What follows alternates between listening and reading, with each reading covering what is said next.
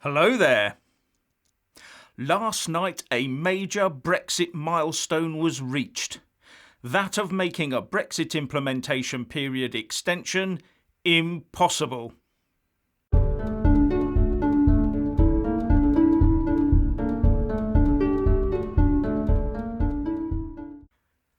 Firstly, please subscribe and like this video to give my channel a boost, and I'm always uploading new content, so please do check back daily. Social media was alight last night, with Remainers shedding yet more salty tears as yet another major Brexit milestone was passed. But nowadays these milestones pass easily and without the drama of Remainer politicians conspiring and lawyers suing.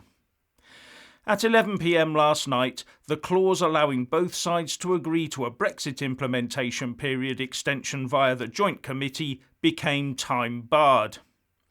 Under UK law and international law, the UK and EU cannot now agree to extend the Brexit negotiations. Therefore, 11 p.m. on the 31st of December 2020 is set in stone as our Freedom Day. Unless the EU and UK agree to amend the Withdrawal Agreement Treaty itself or to write a whole new treaty to replace the Withdrawal Agreement. But that would entail as much work to get agreed as the original one did. Only a fool would go down that path, especially with the economic effects of the pandemic needing to be unravelled. And anyway, any work put into such an ill-judged project would be better targeted at sorting out the post-Brexit talks trade deal. Now many pundits are saying we've now got just 6 months to sort out a deal. But we haven't. We've probably got a couple of months at best.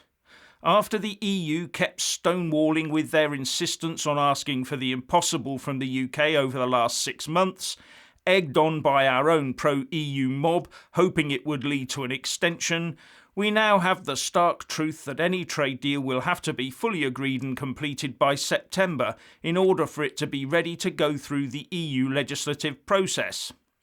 And that would mean the main building blocks would have to be in place very, very soon.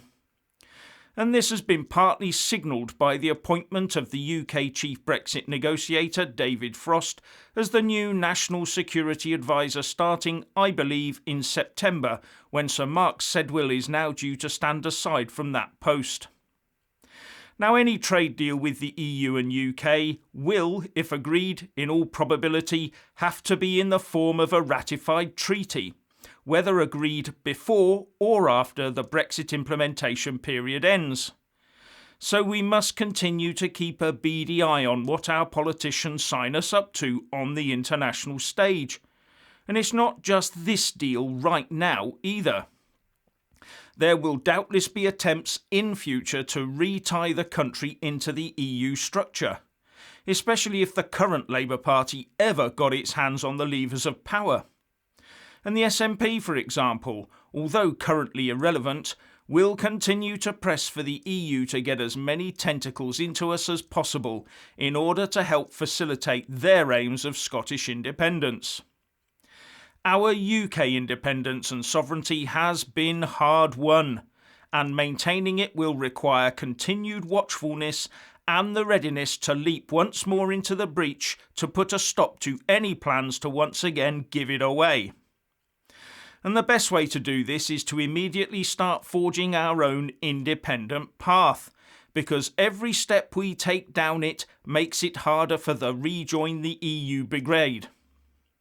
So it's nice to learn that according to the Telegraph, the Chancellor Rishi Sunak has announced the UK will negotiate a financial services trade agreement with Switzerland to ensure firms in both countries can continue to access each other's markets after the Brexit transition. Something I hope we have been discussing quietly with the Swiss for some time. And when that's pulled off, it will definitely put the Eurocrats' noses out of joint. Anyway, if you want to hear more from me, please don't forget to subscribe and also press that little bell, or you won't get any notifications. And if you want to see more of me, buy a mug with my mug on it. So what do you think about this? Please share and comment, and thank you for watching. Please do like and share this video, and also subscribe to my channel. And when subscribing, please do remember to press on the little bell next to the subscribe button. That way you'll get an alert every single time I put up a new video. And thank you very much for watching.